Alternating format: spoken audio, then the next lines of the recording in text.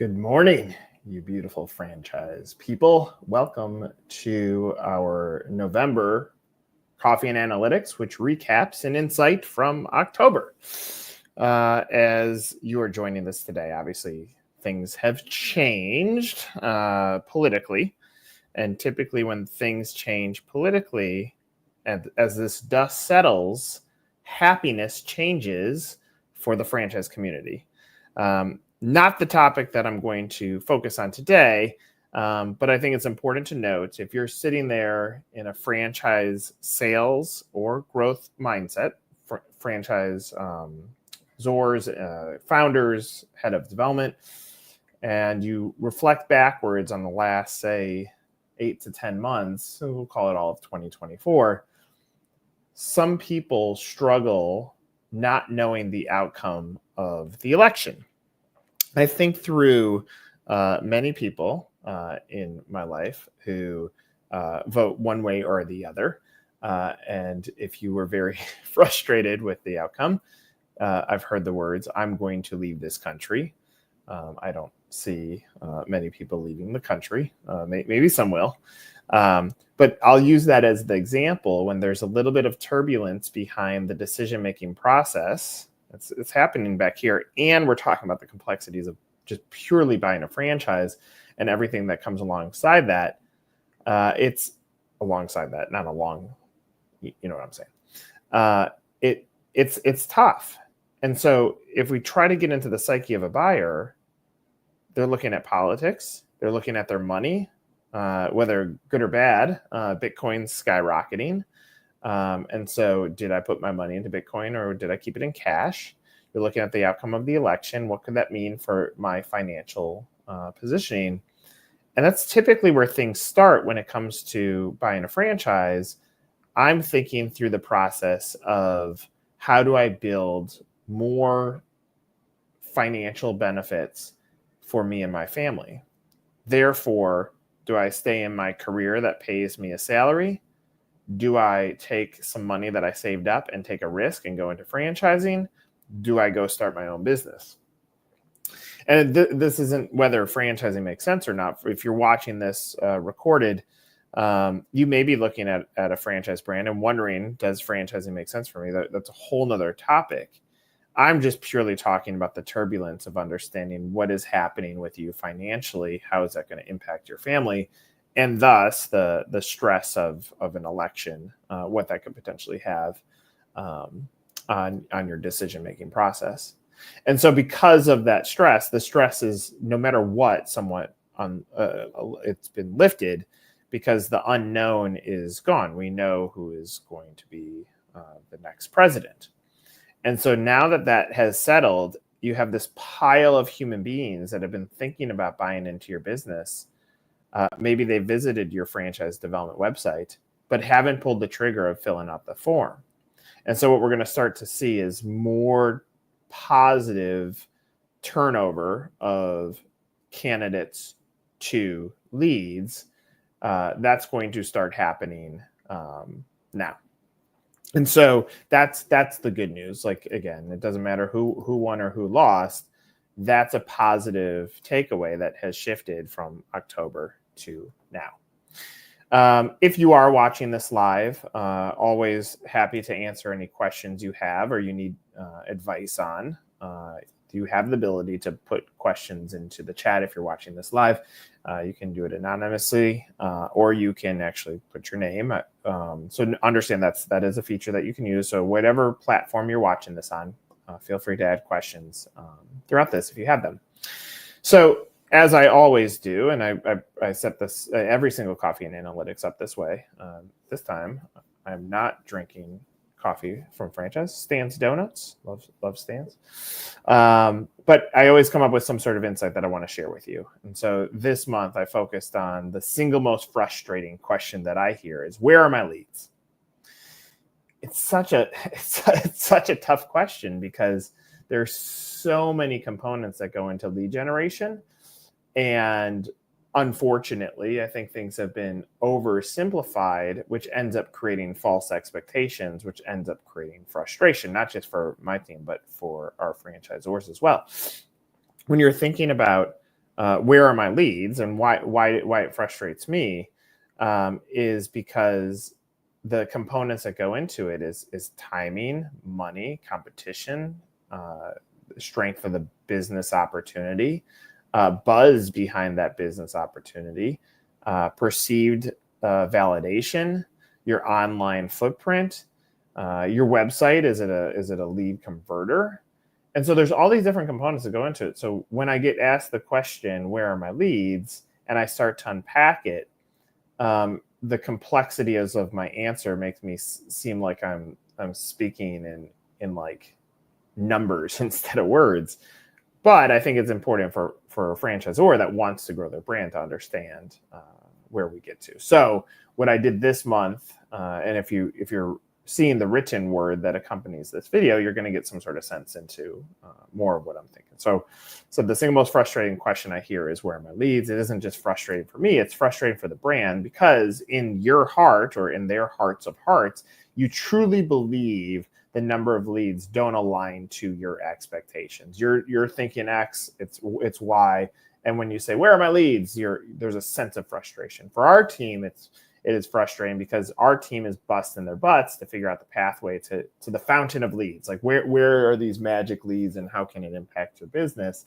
And so when their efforts not striking a chord with the right buyers and the right markets are not hitting, and you're frustrated, then my team's frustrated, or your marketing partner is frustrated, especially if they're one of the good ones. Because it's like, we do want you to get these leads that are going to turn into deals.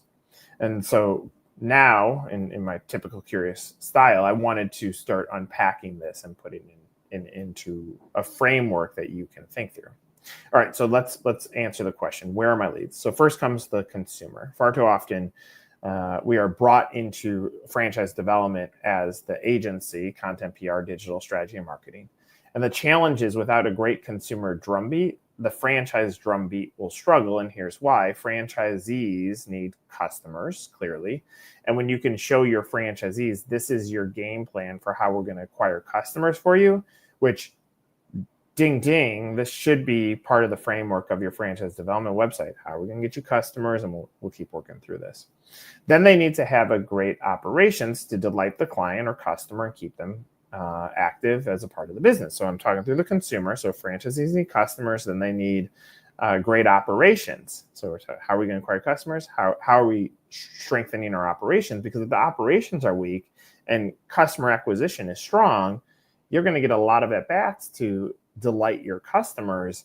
But if the operations are weak, you're going to lose them. And so the cost of acquisition is very high, which will be true for your franchisees too. So that's number 2. Number 3, so that when we have these customers and we've delighted them through operations, so that these customers become loyalists and encourage more customers to come in, be delighted and become loyalists.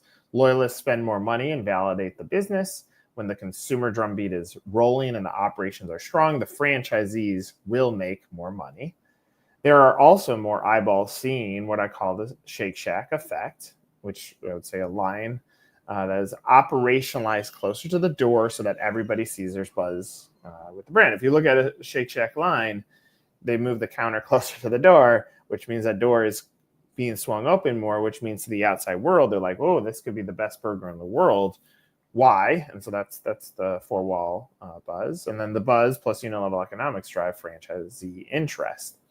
And so when I'm working through these 3 legs of the stool, if you're looking at your lead generation efforts right now and you don't have strong efforts coming from the consumer, meaning people are saying, hey, I'm a big fan of your brand, I want to buy in, you have to work on that leg as a part of this. All right, so we've built up the consumer drumbeat. Now the customers are excited about the business. Then comes franchisee or franchise. What is franchising education? So that now that the buzz of the brand is brewing, the efforts turn towards educating the customer, the fan of the brand, and your loyalist, that yes, indeed, you can become a business owner with said brand. This is where the 6.4 months start. Okay, we've talked about this on previous Coffee and Analytics, that it's now taking 6.4 months for me to go from impression to inquiry. So it takes time for me to grow within the infrastructure of becoming a candidate. And so this is where the 6.4 months start. And this is also where the biggest gap exists, the complete lack of education of what franchising is. So the franchisor needs to have, one, a consumer site that encourages the click to the franchise site. Go to your consumer site now, open up your URL, and say, is it very easy for me to understand that there's a business opportunity here? Yes or no? And for argument's sake, let's say the answer is no. Then you say, okay, how can I get that drumbeat of we are a franchise into my consumer site? A consumer site that encourages the click to the franchise site. Number two, a franchise site that is educating the buyer on how franchising works, specifically with said brand. So you're saying, like, here's our viewpoint on how you march through the process. Here's what you should expect. Here are the questions you may want to ask, or you're going to ask yourself. Here's a worksheet to help you decide if you're the right franchisee. Number three, a four-wall marketing educational program. Market where you already have eyeballs who are interacting with your brand. It doesn't matter what type of brand you are. You may not even be brick and mortar, but what is the four-wall marketing educational program where you have existing franchisees and still room to grow, so that you are taking advantage of a truck, a person, whatever, to get excited about being a part of that business. Number four, an option form, passive and proactive. Are you wanting gentle information, as in don't sell me? Or are you looking to schedule a call, as in you're ready to explore business ownership? So number four is your form. Number five is a clear understanding of what happens when the form is filled out, i.e. gain free education. Taking a play out of the broker playbook to educate the buyer. That's number five. Number six, a drumbeat of where you want to grow. You want to grow in Texas. Make sure there's a drumbeat so that people are seeing you all over the place. It's very sound to do it through retargeting, and that's a cost-effective route. But you think of like the billboard strategy of just having noise wherever it is. Make sure you have a drumbeat of where you actually want to grow. The quarterly franchise vision update is number seven, a very important piece of content with PR movement to showcase that the brand is growing. Note that even if you don't sell a franchise in the quarter, you still have great news, new products, new services, new hires, sell your good news. Number eight, a drip to keep the candidate hungry. So make sure that you have some content that's coming out that's encouraging them, put them in the shoes of a franchisee. Talk about, imagine coming back on Monday and you're not working for someone else. Imagine going into your boss and saying, I quit. I loved working here. I'm not quitting because I'm pissed off at you. I'm quitting because I'm going to go start my own business. Like, give them the tools to imagine what it would look like to be a franchisee. Number nine, a team who is calm, passionate, education builders. If I think through, I can beeline it to an asshole in franchise sales. And if he's an asshole to everybody, good luck in him not being an asshole to your candidate. So I say that let's have the no asshole rule when it comes to working with our candidates. And now we've talked through, here's the education. After we've mastered some of the consumer side and we've worked through the franchise side, now and then comes the leads. Consumer showcasing the brand is indeed desirable. Operations that delight all of the consumers.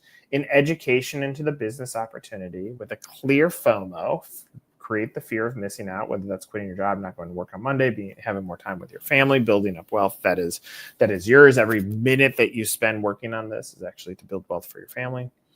And a process that qualifies franchisee scalers to enter the system, succeed in the system, and exit positively. Now, note I said franchisee scalers. This is a whole nother topic of the value of a deal. But a deal, a franchisee that, and we'll use simple math. I say simple math because it's easier for me to explain it. Let's say you have a franchisee who opens up one unit and does, we'll say below average. An average is $1 million. Let's say they do $500,000. Now you celebrated it because you sold the franchise, but that franchisee doing $500,000 at a 5% royalty will bring in $25,000 a year. We'll multiply that by 10. So that franchisee is worth $250,000. Now, the good news is your cost of acquiring that franchisee, call it $25,000, so it was 10%, and then take out half of operating costs and then drop the rest to the bottom line. The value of that deal is still valuable. But when we double that and a deal's worth $500,000, well, and that franchisee is a franchisee scaler and opens up a second unit that does $1 million and a third unit that does $1 million, now that franchisee is worth $1.5 million. And so they were both celebrated. Yay, we got a deal at the front end, but the value is so much deeper on the back end. And so I believe that we should be celebrating scaling franchisees, especially when the sales team has made them feel comfortable, confident, gave them the tools, and guided them into the business. So that's the franchisee scaler. So the question, which I started this off with, which is, where is my leads? It isn't whether they exist or not. There are people, no matter what, whether it's one person or 1,000 people that are coming to your website. So they may have not filled out the form. They exist, okay? So the question isn't whether they exist or not. It's whether you have connected your consumer and franchise drumbeats to maximize the potential of reaching your potential buyers. Most brands spend $25,000 or more to get a deal across the finish line. The ones that spend less are the ones who have actually mastered the connections. Now think through that. For forever, if you follow me at all, I say the back of the napkin number is $25,000 per deal. Those that have mastered the consumer and franchise drumbeat, that number actually comes down, okay? And now it might mean like the total spend is actually higher because, driving noise around buying my burger can be heavy and costly. But the number comes down when those two drumbeats are created, because now we're hitting the three legs of the stool. So I want you to look at your sales that have come in and put these into three buckets. Who are the fans of the brand, the consumers that went from fan of the brand to franchisee? Who are the franchisees in your current system expanding? And where are your prospective buyers that you're educating? And so each of these should have a steady flow that are coming in. And so if you're looking at your total lead or deal activity and you're like, yeah, we're actually getting some prospective buyers, but our franchisees aren't expanding and our consumers aren't knocking on our door, then you have to look at the dispersing of budget to make sure that you're hitting each of those areas. Now, I'm going to switch over here and I'm a few minutes faster today. If you're a franchise supplier and you're listening to this, you're in marketing or PR, well, then when you're building a strategy for a business, you're saying, how are we building up our consumer drumbeat? How are we educating prospective franchise buyers that this business exists? And how are we supporting our existing franchisees so that they are thinking through the value of what and the return of what they get so that they want to be a part of the business? And so it's not overly hard. You start building in content and PR and marketing and digital in each of these three categories. Sometimes there's a crossover and you're working with a CMO to help push these folks through. But it's not overly complex to build up this model that gets you to winning. So if I'm in your shoes, and I'll give you the takeaway if you've watched it to this point. If I'm in your shoes, I'm again asking myself, how many customers, how many are my existing franchisees expanding, and how many people came in last quarter of this year that is new blood. And then when I'm working on my budgeting for next year, I'm deciding what is the value of each of these.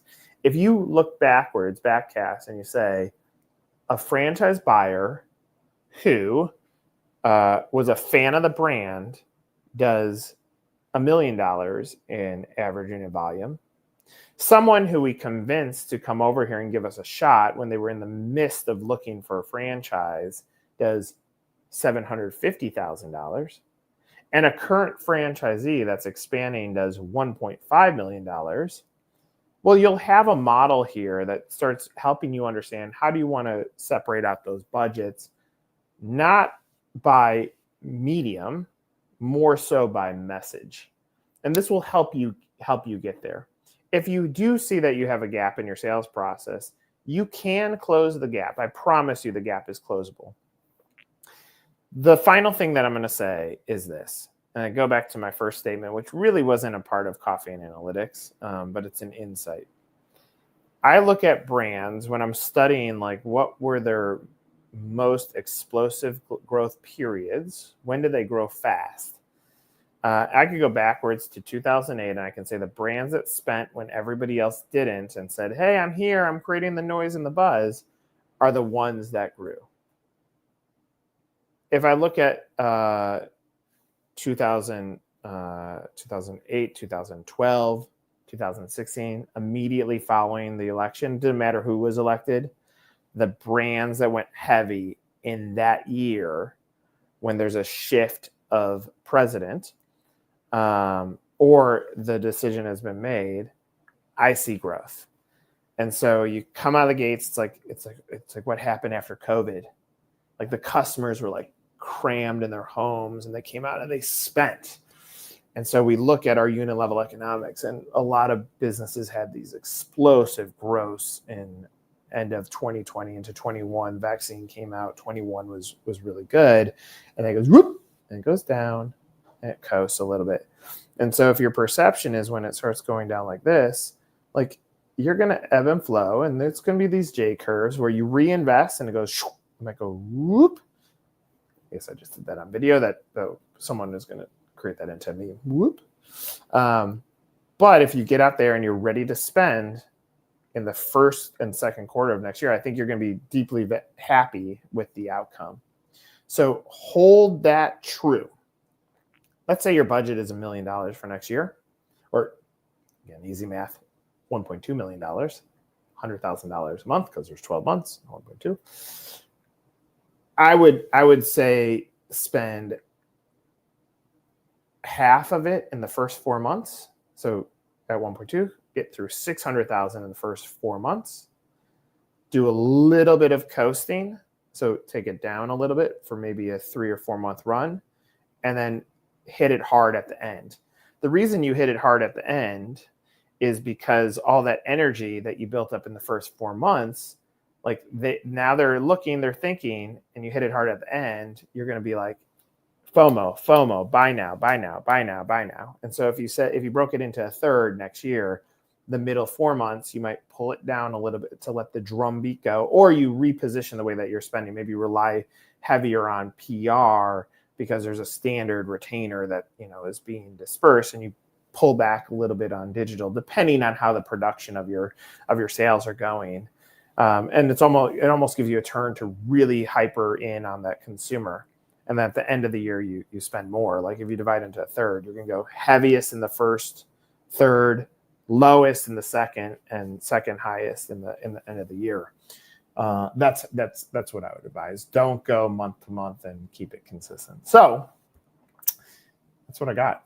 I don't see any questions this time, but if you do have questions, you know how to find me. Find me on LinkedIn, send me a message, find me on Facebook if you want to watch me post plenty of photos of my family or the Cubs, or how heavy my frustration is at the Chicago Bears. And I will say this, I am more pissed off about the Chicago Bears than I am about wearing my leads.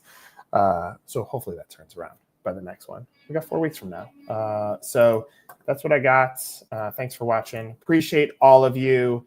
Good luck as you pack up for the rest of this year and get ready. Let's finish this year strong. We still have 6 weeks left, and this will set the tone for next year. This is another episode of Coffee and Analytics. See you guys.